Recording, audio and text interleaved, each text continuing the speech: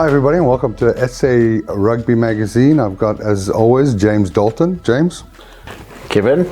Marcus. Was it Kevin? Or Marky. Marky. Let's just touch on the Rassie thing again, just before we get into our Super Brew picks. James, what's your thoughts on all the bollocks that's been spoken about? I cannot believe that he'd be such a traitor. No, it's just quite astounding that there's so much calm and peace and a cloud of success hanging over South African rugby, and that such a spurious allegation should surface. Yeah. But yeah, I suppose it makes for interesting topics of conversation in our rugby. Yeah. But no, Rassie is too loyal to South African rugby, and you know, if that was the case, it would have been very deceitful of him in terms of, you know, removing himself as head coach, becoming director of rugby, and then planning to an exodus to go and coach the arch nemesis. Well, he's one thing. Rassie's not as deceitful, is he? Correct, quite right. Yeah. Absolutely. So, Mark, you've got a bit more insight on after speaking to the Mark Alexander and even Rassie.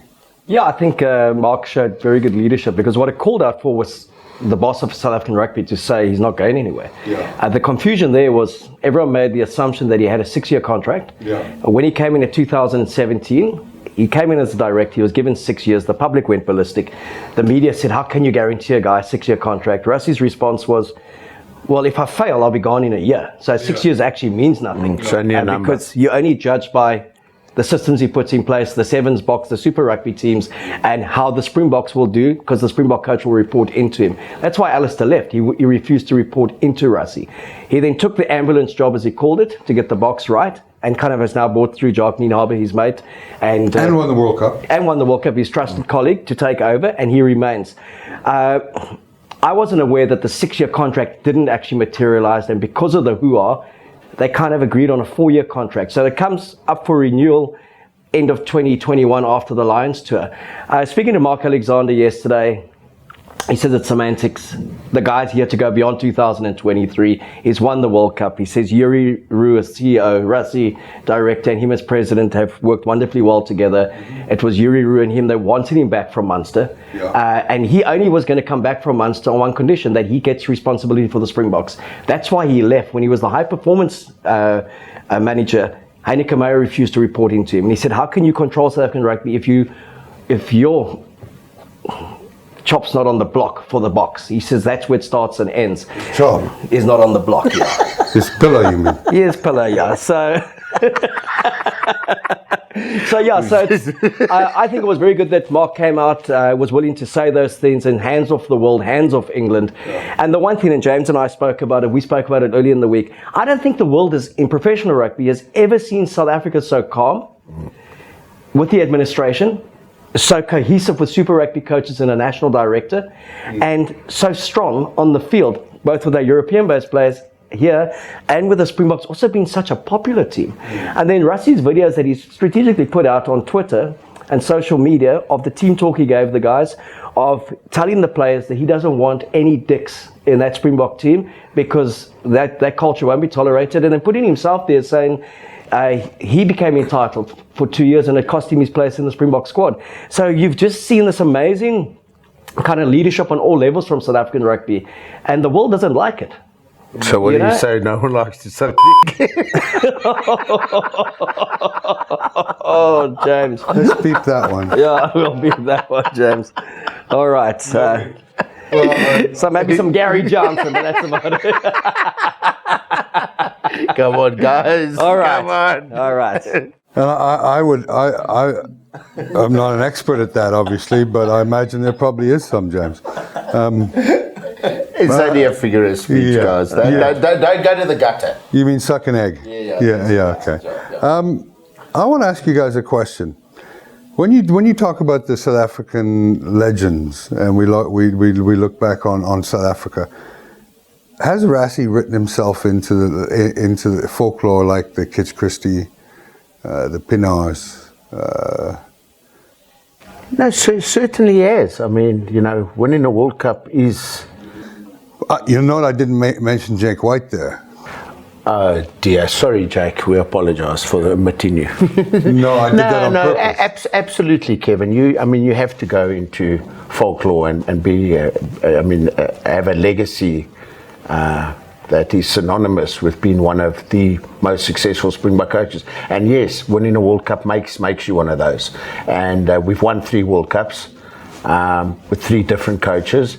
And a better winning percentage. I suppose when you also say legacy, it's how you conduct yourself thereafter. You know, you look at a Kitch Christie won a World Cup, and he conducted himself accordingly, like a World Cup coach. Yeah. You look at Jake.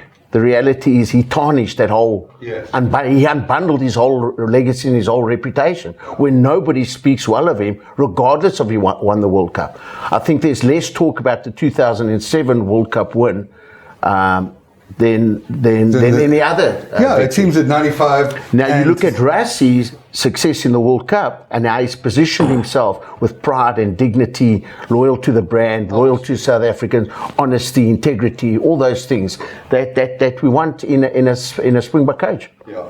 Is it fair to say that he's probably the most well-liked coach that's ever coached the Springboks, Mark? I think without a doubt, and if you listen to the players, but over and above that, if you listen to the opposition coaches and the opposition players, that podcast with the Munster players talking about him. So when he arrived in Munster, and he arrived at such a difficult time, and all the emotion going around Munster, and he was just ingrained in that psyche, and he was willing to learn and change, and he said even though he was only there for 18 months, he grew so much as a human being.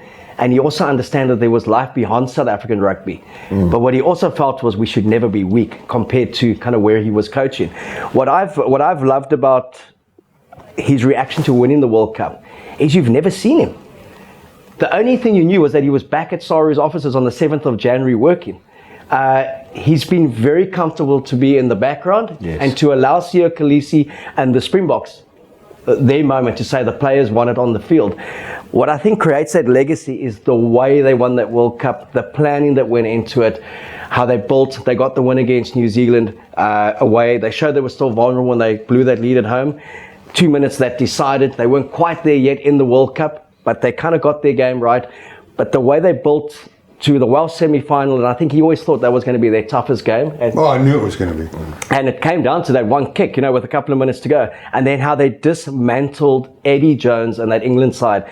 And if you think legacy, Eddie Jones was going to be defined by winning the World Cup, not losing it. Rassie was defined by the way he won it. And he's the hottest property in world rugby at the moment. And that's why I think, speaking to Mark Alexander, he says, whatever banks they got to break to keep him, they have to keep him here. But the one thing... Geez, heck, I'll even give some of my salary, which isn't much, but to keep him here. Look, and I would back Mark on all those comments he's made. Now, I certainly believe SA Rugby hasn't been in such a strong position. No.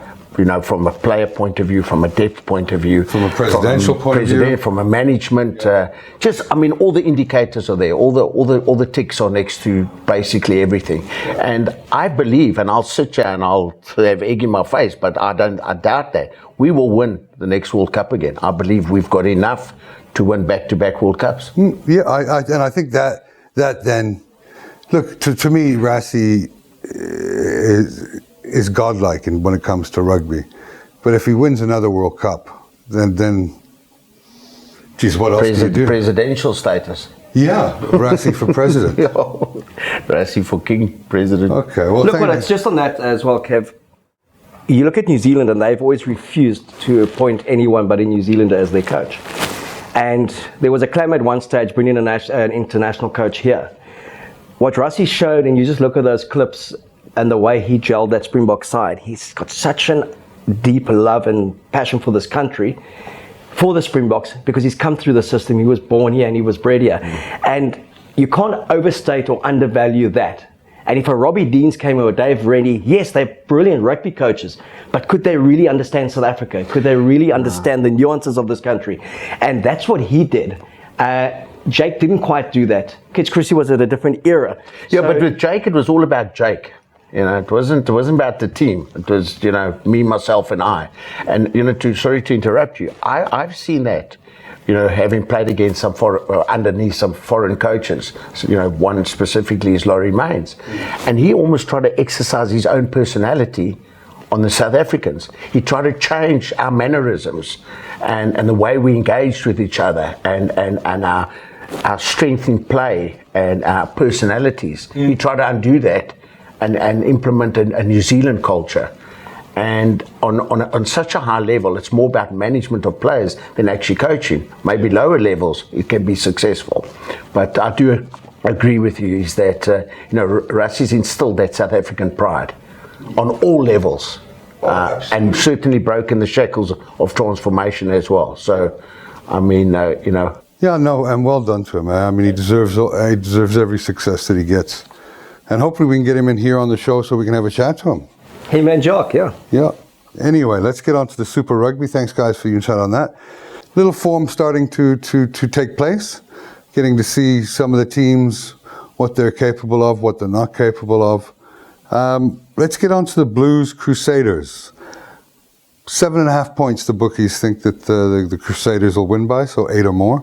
Or 8 is, What do you guys think of the Blues Crusaders this weekend?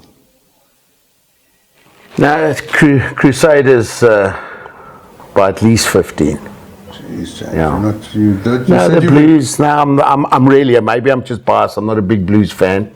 They lose their shape. They great blue though. Yeah, no, thank you. That's why I wore it, so I can. But Crusaders. I think they're going to come back strong. They obviously lost on the weekend to the Chiefs under Gatland, and that was a big win for the Chiefs. Yes. I think that the Crusaders will come back strong. Marcus? Crusaders by 10. I know it's in Auckland. You don't see the Crusaders losing back-to-back games, and credit more to the way the Chiefs played and the resilience they showed in that second half. And I think the Blues just don't have that kind of mongrel or that structure to upset the Crusaders like that. So I think a comfortable victory for the Crusaders. And also, again, that game, that final try that was a nail in their coffin was also a moment of individual brilliance again. And we've seen that a lot of times in these very close encounters, where you've needed one or two players to have that individual brilliance and that standout rock star moment. And that was a moment for them which secured the win for the Chiefs. Just the short, with that sunny ball offload that they referred to. Yeah. I also think that the Crusaders will win, but I'm going to say by 10. Okay. Takes us to probably the most turgid game of the weekend, but it's being televised, so we'll talk about it. The Rebels, losers of 2, against the Warthogs. Losers of 2. Losers of 2. And the bookies can't separate these teams. What do you guys think? I think we should rather bet on how many spectators are going to go to that game than the outcome of the game. I don't even know it's about the spectators, it's about how many are going to watch it on telly. But as Nas would say, it's right applicable here. It could be a draw. Okay, well, let's see. Where are we at on that? I mean, I'm gonna say the Rebels. Yeah. I'm gonna say the Rebels to beat the Tars. Yeah. Yeah, I'm going Rebels because it's home ground. 7 points. Okay, I'm going to go against the grain. I'm going to go with the Warthogs by 5. I just liked them against what they did against the Crusaders. Brumbies was always going to be a bit tough because the Brumbies are top of the pecking order in the Australian conference, even though Australia is not really a tough conference to play. I think Ikeys could be in there and probably win that conference. Nothing disrespectful to Ikeys. I agree with you. The rugby, the Australian conference is woeful and weak and uninspiring at the moment. Yeah. And downright crap. I didn't want to say that. No. Well, you said worse. I think I've uttered one vulgarity already. Yeah. Vulgarity. What kind of word is that? No, it's a word. Sunwolves versus the Chiefs.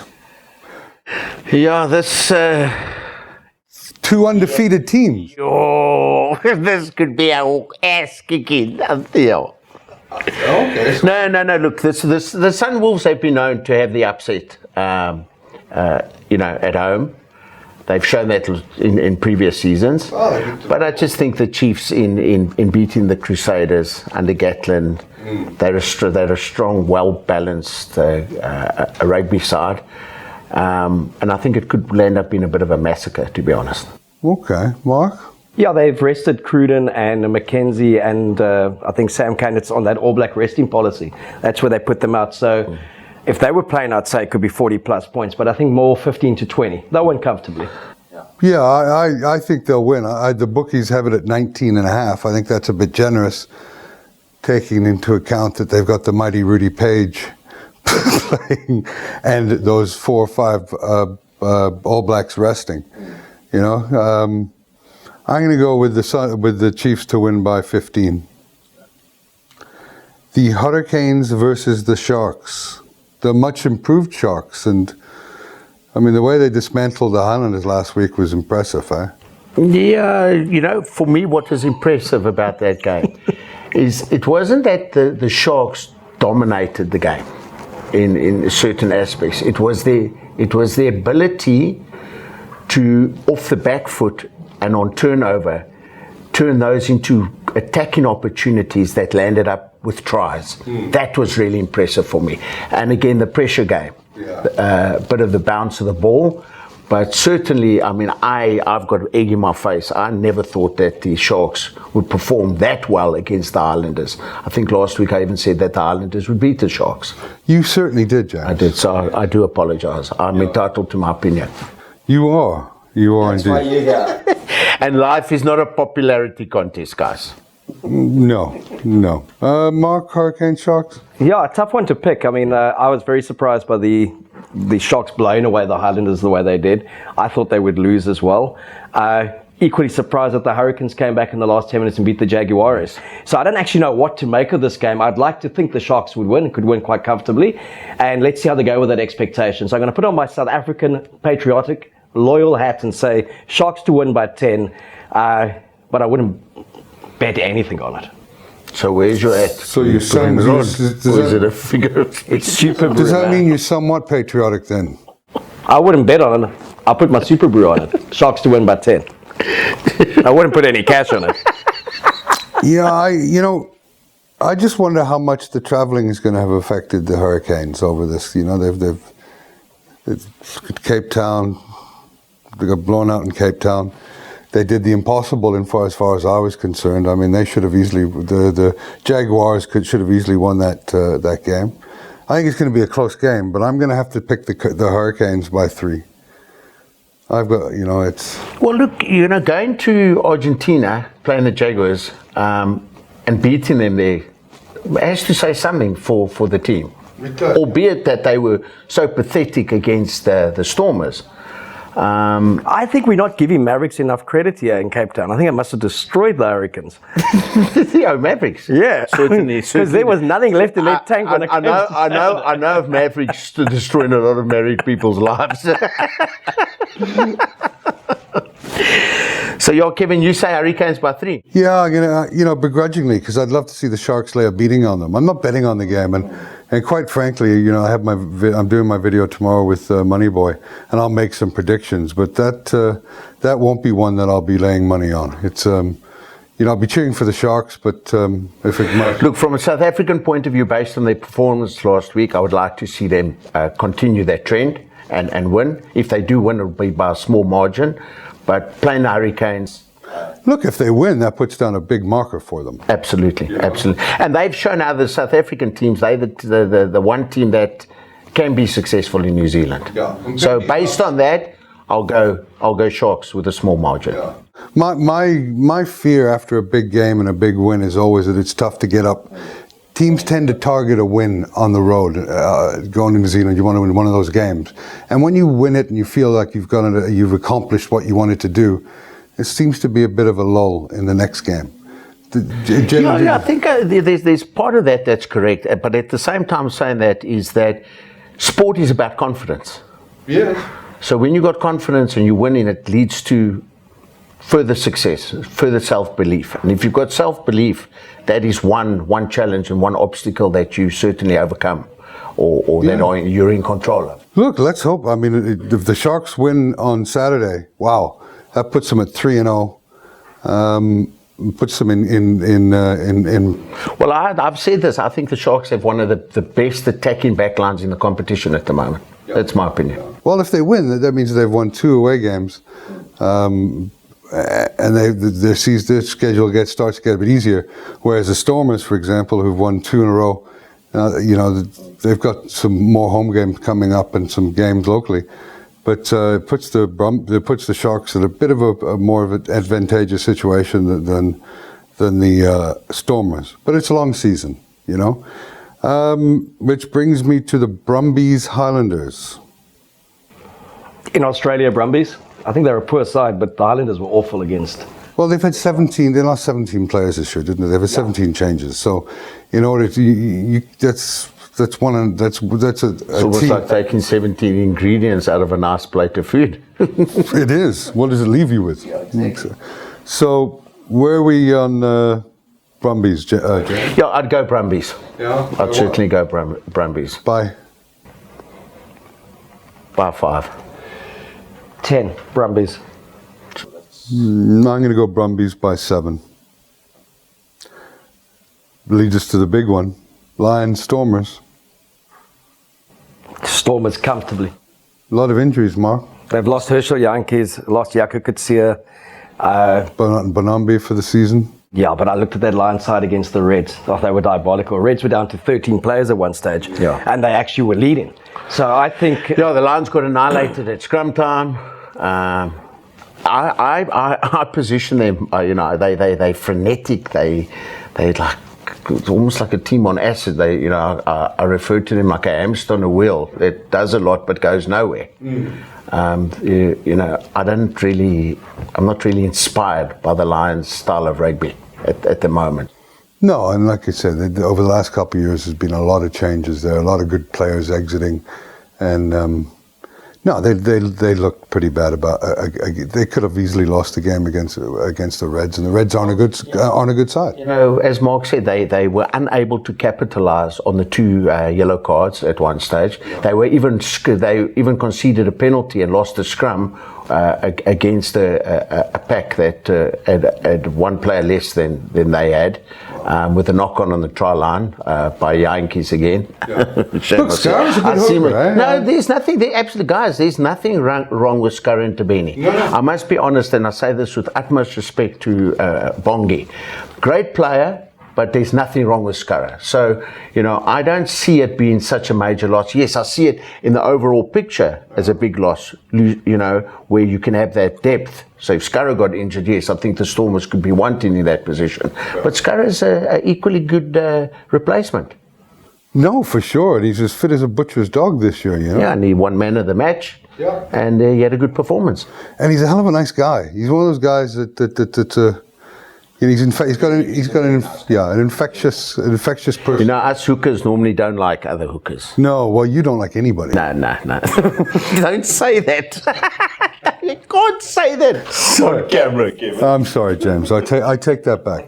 He likes himself. Yeah, play nice with others. Yes. So where are we going on the Stormers Lions?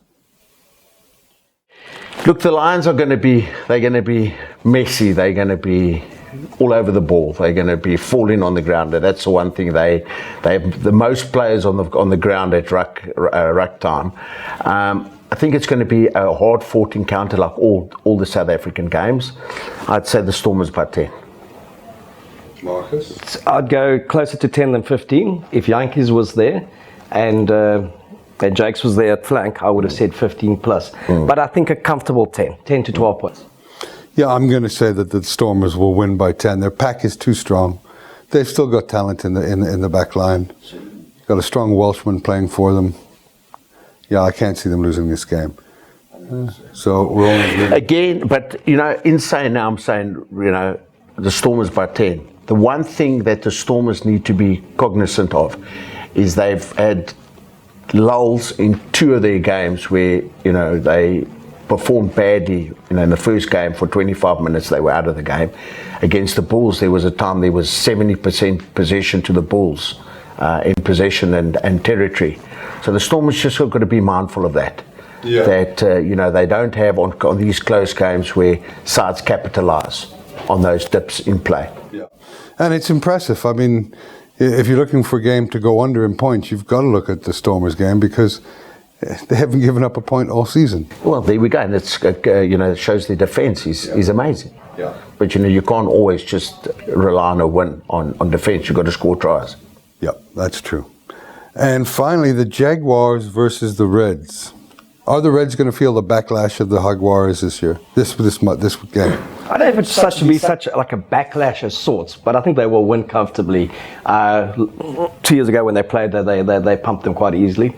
I think 15 points to the Jaguars. Bump. They did pump them.